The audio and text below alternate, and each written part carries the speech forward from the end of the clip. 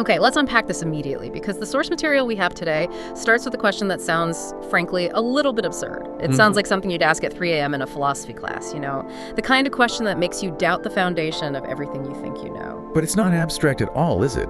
It's actually profoundly destabilizing, because we live inside its shadow every single day. We do. It's the kind of question that forces you to examine the core of how society functions. And the question is this: if a system, a government, a university, a corporation has the power to define who is elite, who represents the very best of us, then where does actual human worth come from? And that concept of elite, I love the term the sources use, the Vietnamese term tin hoa. It's more than just rich or successful. Right, it's deeper. It means the concentrated wisdom, the essential vitality of a society. But the problem is, we are forced to confront this question of assigned value in the most mundane, everyday ways. All the time. We are constantly assessing who is considered skillful, who is successful, who deserves to be heard, and, at the end of the day, who is deemed truly valuable. And we almost never answer those questions ourselves. Never.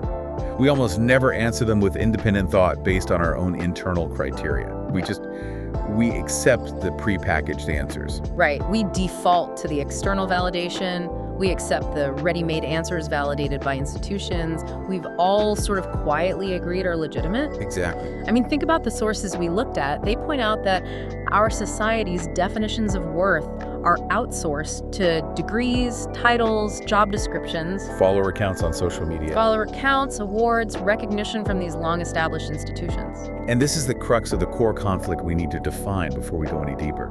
There is no violence here. There's no overt coercion involved in this outsourcing of our value. No one is holding a gun to your head. No. It's a quiet, almost peaceful consent. We implicitly agree that whoever the system names, whoever it designates or licenses as elite, has confirmed verifiable value. And here's the crushing flip side of that. If you are not named, if you are not labeled with that elite certification, then you are, by implication, insufficient. You're not quite good enough. Not quite important enough, not quite successful enough to matter in the grand narrative. And our sources really stress that this goes way beyond just social classification or networking. This mechanism profoundly shapes your self-perception. That is the essential insight. An individual who lacks the system's label begins to doubt their intrinsic worth. And they aren't doubting their value because they're immoral or because they're lazy. No. They doubt it simply because they're outside the story that's being celebrated. They're operating in what you could call the unnamed zone. And on the other side, those who are labeled elite are granted not just a career opportunity or better funding, but the very right to represent value itself. Their words just carry more weight. Disproportionately more weight. They get the podium, the interview, the book deal. Their mistakes are more easily forgiven, rationalized as, necessary steps on a brilliant path. Their very existence is seen as having a reason, a purpose, simply because they've been legitimized by this external structure. So if we step back, the problem isn't that society has a hierarchy.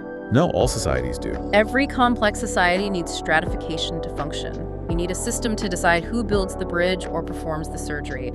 The issue, the profound moral challenge, is who has the right to assign human worth, and where does that standard come from? And when an external system, be it a university ranking or a corporate meritocracy, defines human dignity, then worth arcing stops being an inherent birthright.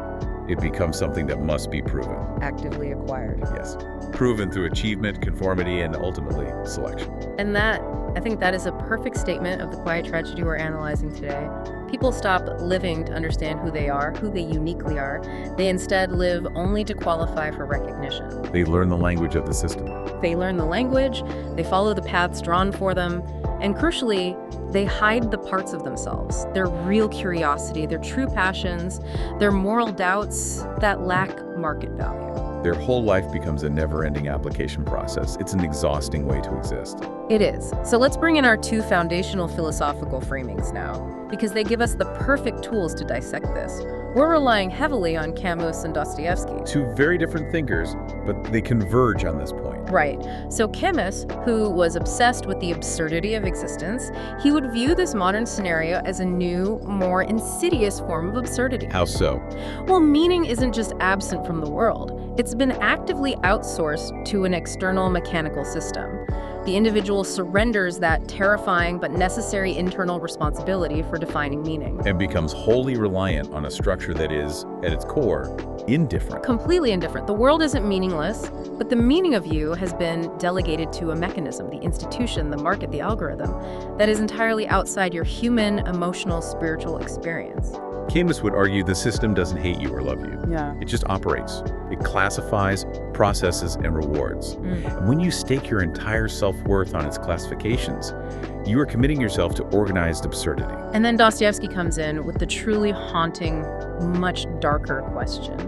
He asks, what happens to those who cannot, or will not, or are not allowed to become elite by this definition? What happens to the person who is simply ignored by the classifying machine? Yeah. Dostoevsky is concerned with the fate of the forgotten. If the system, which holds the monopoly on naming value, changes its criteria tomorrow, let's say it decides that deep, slow philosophical thought is suddenly less valuable than rapid, superficial content creation. Which is not a huge leap of imagination. Not at all. Does the value of the quiet scholar just disappear? Yeah. If the answer is yes, then what we call human worth is merely a conventional value. That is a crucial term we need to sit with, conventional value. What exactly does that mean in this context? Think of it like a fiat currency, or like you said, a proprietary algorithm. Conventional value is granted. It is agreed upon by convention, it can be withdrawn, and it can be redefined whenever the system finds it convenient. So if your worth is conventional, it means you're just a means to an end. You're there to prove the system's correctness. You're not the center of the story. If the stock market crashes, the value tied up in that system vanishes. If the societal system changes its definition of elite, your conventional value disappears. Intrinsic value, however, that cannot be revoked. That's what you stand on when the system decides you're no longer useful. That is the punchline of our start. A society needs functional elites. But if the system defines who has inherent worth, humans are reduced to mere results of a classification, not dignified beings at the center of their own existence. That fear of having your worth revoked because the system changed its mind, that's palpable. And it's the perfect bridge to our next section, because it forces us to ask, why on earth do we consent to this arrangement if the risk is so high? It's fascinating, isn't it? We can't blame some external villain. No system can seize the power to define human worth unless people implicitly, quietly consent to it. And that consent, as you said, happens through silent, everyday choices. We make thousands of tiny decisions that reinforce the system's authority over us. Can you give us a concrete example of one of those silent choices? Sure, it happens every time we reflexively believe in the authority of a degree before we believe in someone's lived experience or their life skills. Or when we trust the title on the business card before we trust the actual quality or character of the person standing in front of us. Exactly. We accept the system's judgment of us and others before we accept our own internal, messy, uncertain sense of worth. And the source material argues that the psychological core driving this profound submission is the deepest human fear. It's the fear of being in a state of value uncertainty. Absolutely. We really need to underscore this point. The deepest human fear is not necessarily failure, losing a job, missing a goal. No, it's something more existential. It's the gnawing existential doubt about whether one is worthy of existence at all. It's the fear of being a failure as a person. And the system, recognizing this deep foundational anxiety, comes along and offers a highly subjective, almost irresistible deal.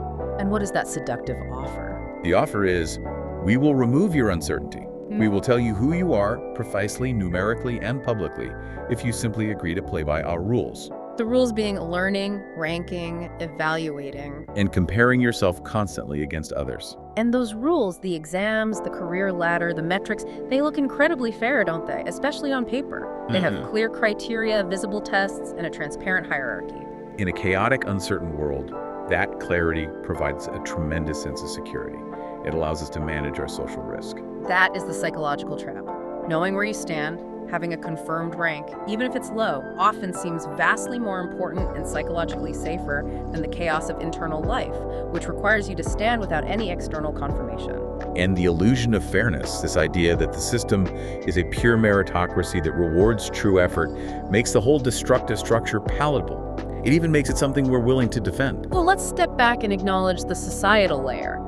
On a practical level, defining the elite is necessary for functional resource allocation, isn't it? I mean, selection is necessary for efficiency. It is. The sources are not utopian. They acknowledge that. Efficiency requires selection. You have to select who gets the finite research funds, who gets the promotion, who gets the resources. The problem isn't the selection for functional purposes. It's the slip. It's the critical, almost imperceptible slip that occurs when suitability for system goals morphs into a judgment of inherent moral human value. Let's dedicate some time to that slippery slope, because that distinction is the key to this entire deep dive. How does a purely functional definition metastasize into a moral judgment? It happens in 3 distinct compounding stages. Stage 1. The elite is just a person who is suitable for system goals. This is functional merit. An engineer who designs a reliable bridge.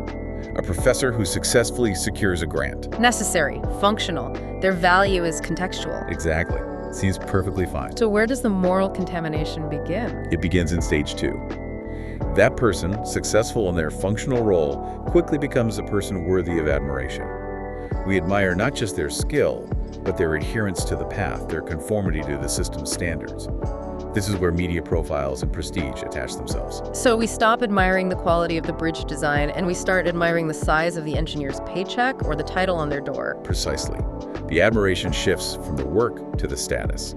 And then we reach the final and most morally corrosive, stage 3.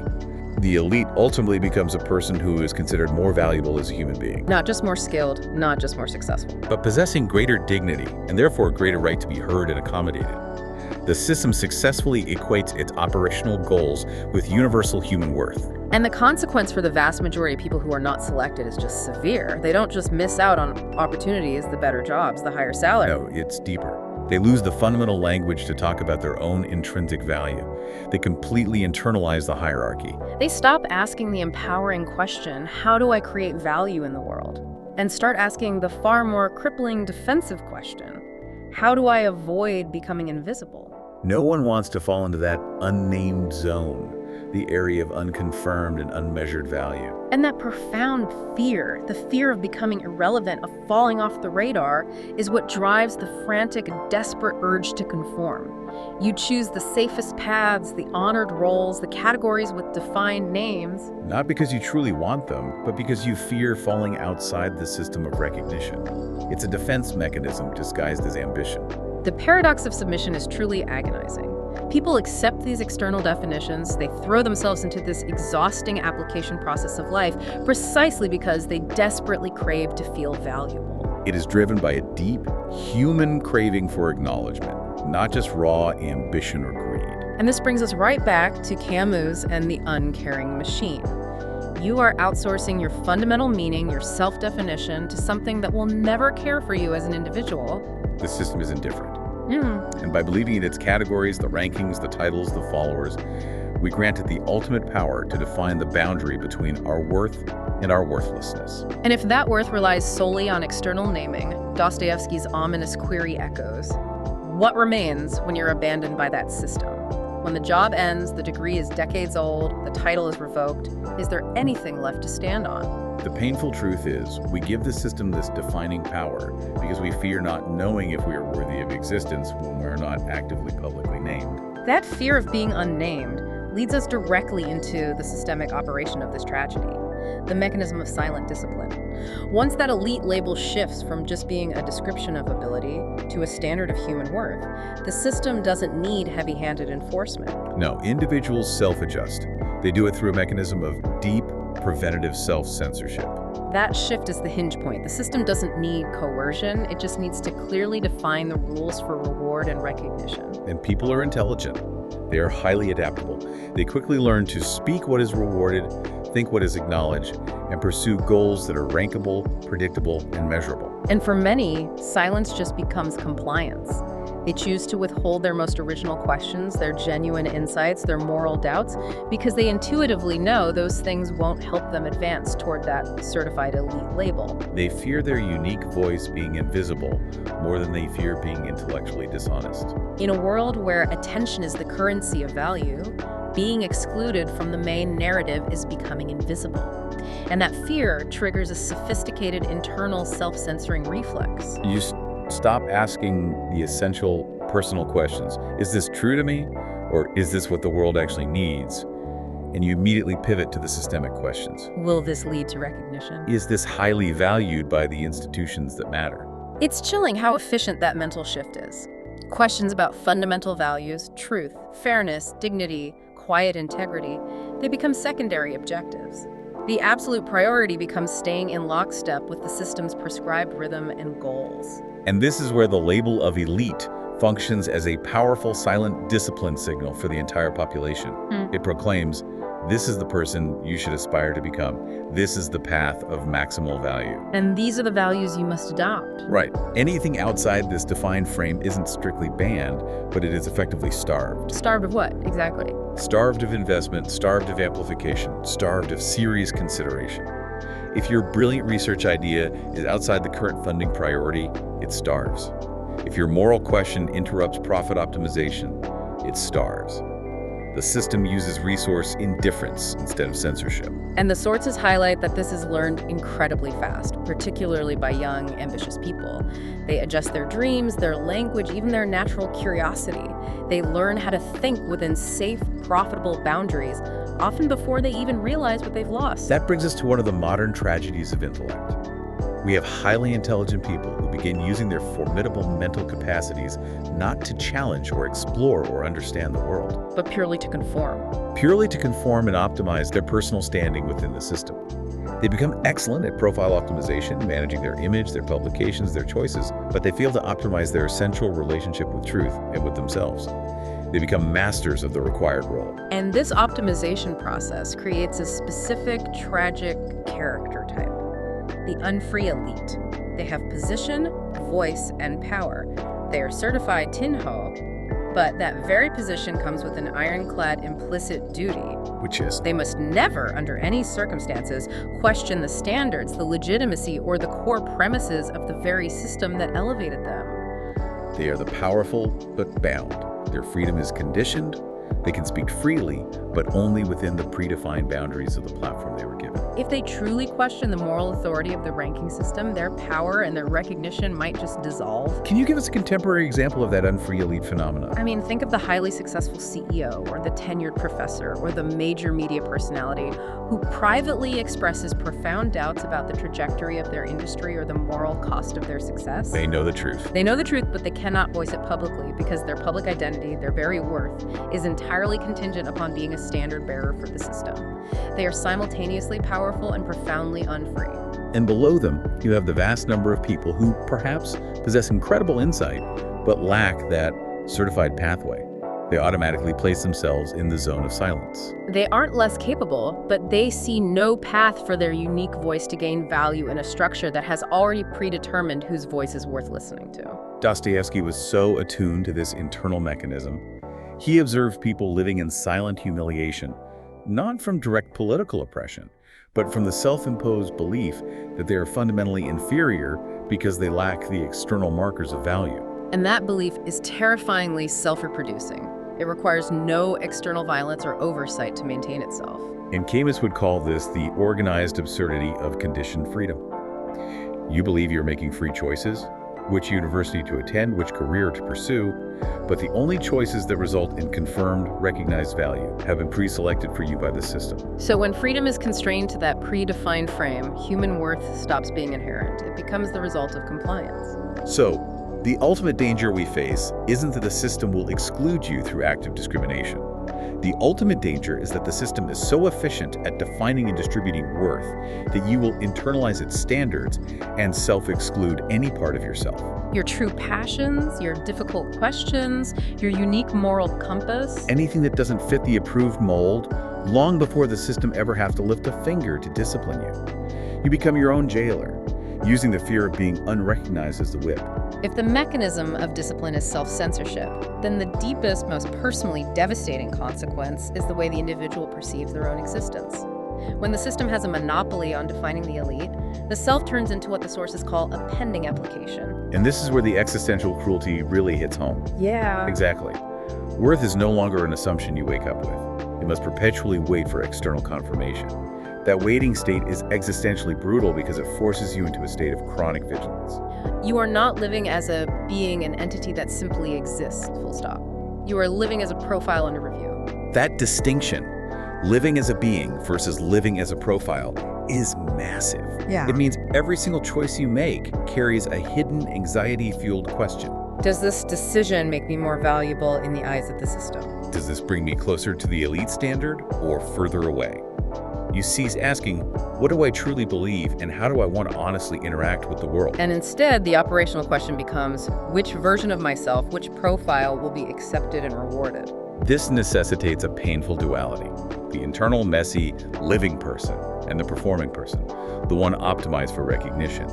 And the sources argue that the internal self, if it's unrecognized for too long, begins to doubt its fundamental right to exist. And this crippling state is almost never called a crisis of dignity.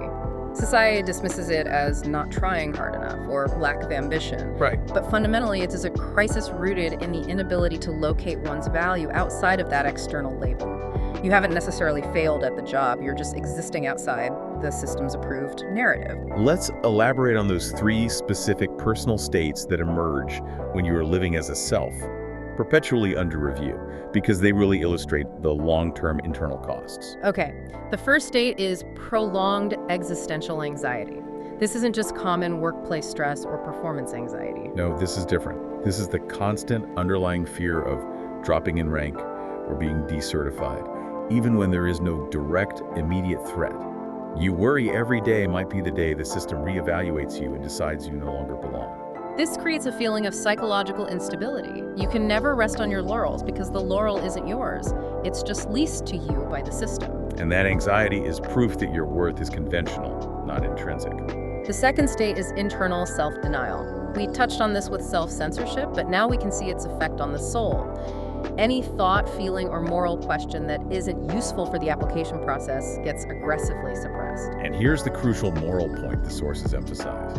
This long-term denial weakens the individual's moral judgment. When you constantly suppress your inner voice that whispers about fairness or honesty because that voice doesn't grant you a career advantage, you stop practicing moral self-direction. You become accustomed to disbelieving anything that isn't externally rewarded.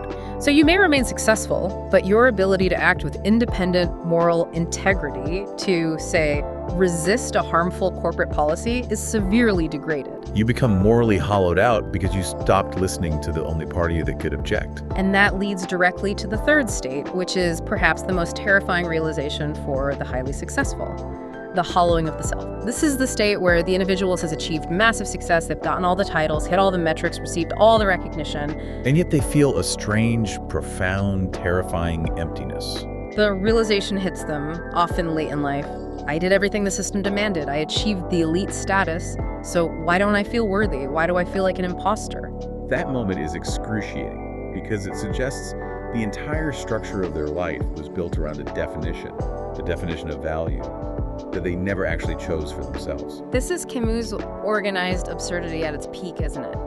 The person surrendered the ultimate responsibility of establishing their own worth to a machine that, even when perfectly satisfied with the performance, is fundamentally incapable of providing genuine human fulfillment or dignity. It is. And Dostoevsky warned that this moment, the hollowing of the soul, is the most dangerous state for any individual or society. Not when people are materially poor, but when they no longer possess the inner foundation to believe they are worth existing without the system's certification. And the result of these three states is just constant crushing exhaustion. You are forced onto two mutually exhausting paths, either relentlessly chasing the next recognition, hoping to fill the void with more applause, Or falling into deep, paralyzing self-doubt about your own fundamental capacity for worth. That persistent exhaustion is the clearest signal that human dignity cannot survive long if it's constantly put on pending review. It's a profound spiritual toll. It is.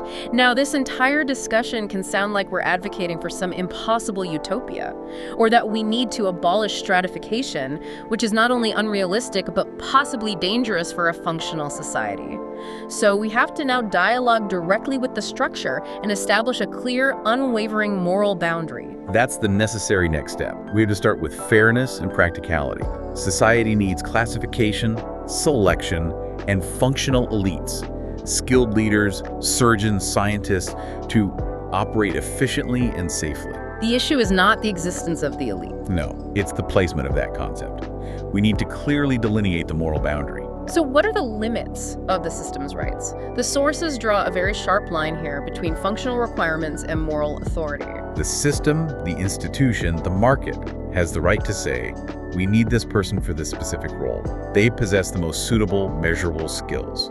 That is functional classification, and it's legitimate. But the system does not have the right, and this is the limit we must fiercely enforce, to say, only these selected people possess more human worth or dignity than others. And when those 2 points are mixed, that is when the stratification shifts from being functional, a selection of skills, to being moral, a selection of souls. And that mixture is the organized absurdity Kim has warned about, where human value is treated as a secondary variable in an optimization equation. And the system inevitably tries to justify this conflation by claiming it only honors excellence, that the distribution of attention and resources is neutral, merely rewarding objective merit. But honor and attention are never neutral. Why not? Because they distribute not just rewards, but attention, opportunity, and most powerfully, voice. If you are honored, you are given a platform. You are listened to by default. Where attention and voice are distributed unequally based on institutional classification, there are profound moral consequences for those left out. And those who are not honored, the vast majority, they don't just lack opportunities, they slowly lose the capacity, the very language, to articulate their own worth in system-approved terms. They're told to try harder or get the certification, which subtly teaches them that their current uncertified existence is inadequate. That advice hides a bitter truth. Not everyone can be chosen, nor does the system require everyone to be equally valuable in order to function. No, the system needs a pyramid, not a flat plane. The system needs a large base that serves the classified few. This leads us to the core contradiction that society actively avoids confronting. If human worth is, as our foundational documents often claim, inviolable and inherent, then no functional mechanism should ever make it dependent on achievement, title, or rank. Yet the system has to maintain the profitable illusion that its classifications don't affect dignity, even as those classifications determine access to opportunity, respect, and basic quality of life. Living within this prolonged discrepancy between the paper ideal, everyone is equal, and the brutal reality, some are listened to more, some are forgiven easier, it teaches a dangerous, silent lesson. And the dangerous lesson is? Worth is not inherent, it must be seized. It must be fought for through the relentless accumulation of external markers. Dostoevsky again provides the consequence of that lesson. When value must be fought for, when worth is a prize to be seized, what do people sacrifice in the fight? Integrity, honesty, compassion, the courage to question the status quo.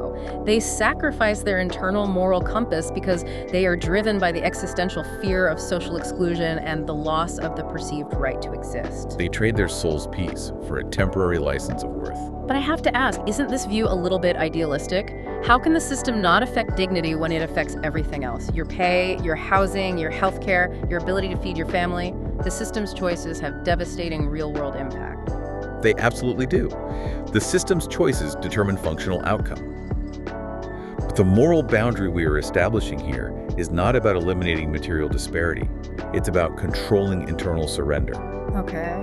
The system can choose who it invests in functionally, and that will create inevitable hardship and disparity. But the individual must refuse to let that external hardship define their intrinsic dignity. Systemic indifference can be cruel, but that cruelty is only internalized as shame if the individual agrees with the system's judgment of their soul. So dialoguing with the structure isn't about tearing it down, it's about setting that clear moral limit.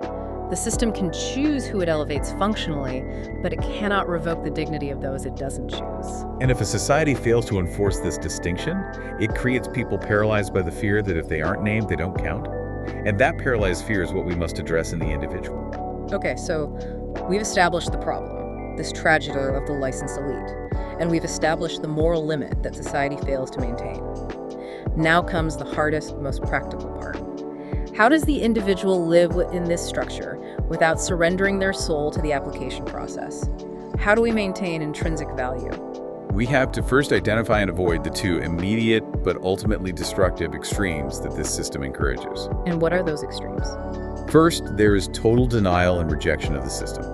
This often leads to cynical isolation, intellectual resentment, and paralysis.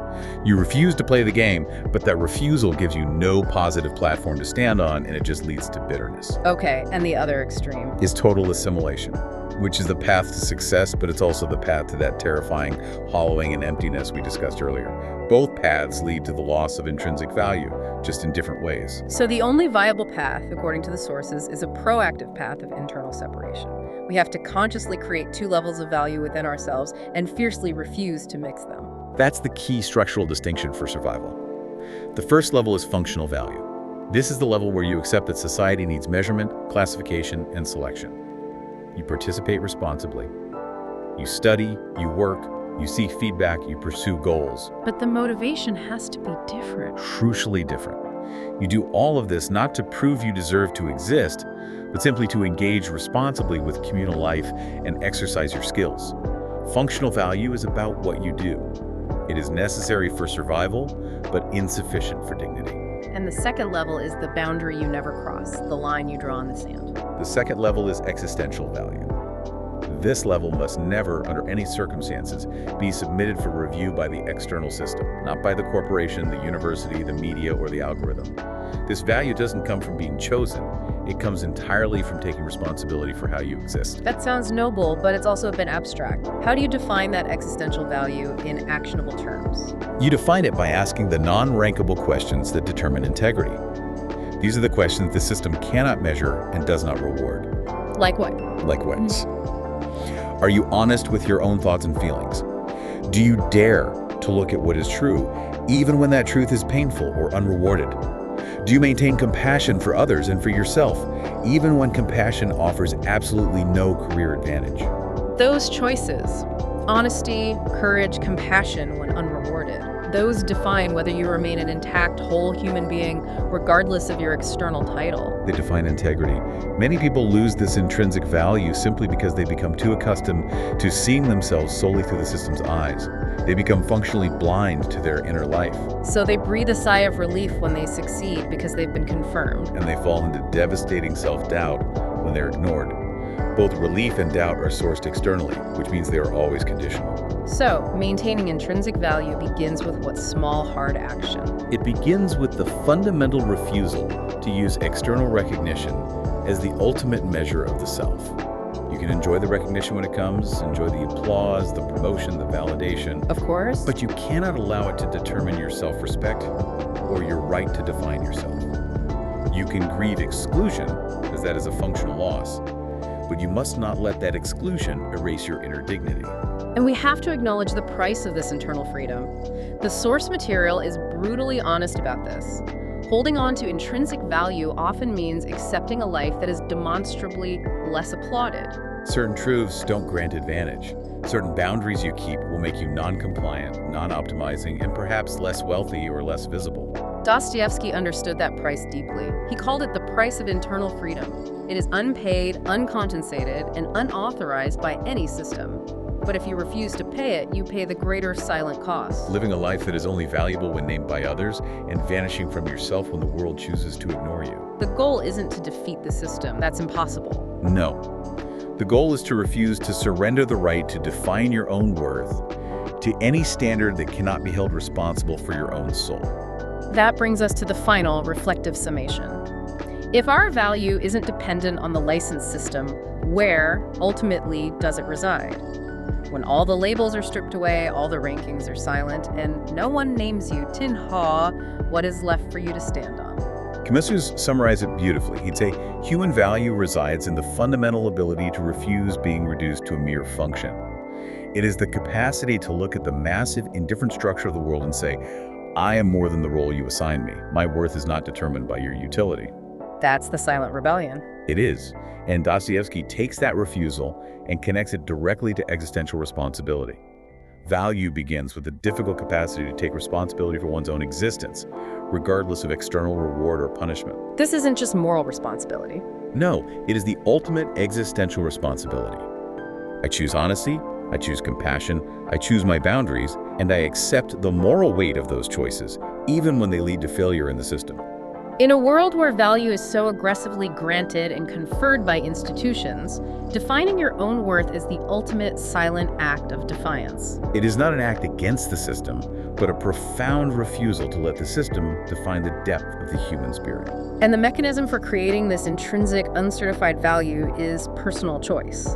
True value comes from daring to choose honesty when it offers no reward, choosing compassion when it offers no professional advantage, and choosing boundaries when breaking them would accelerate your success. These choices do not create an elite, which is a licensed classification. These choices create character.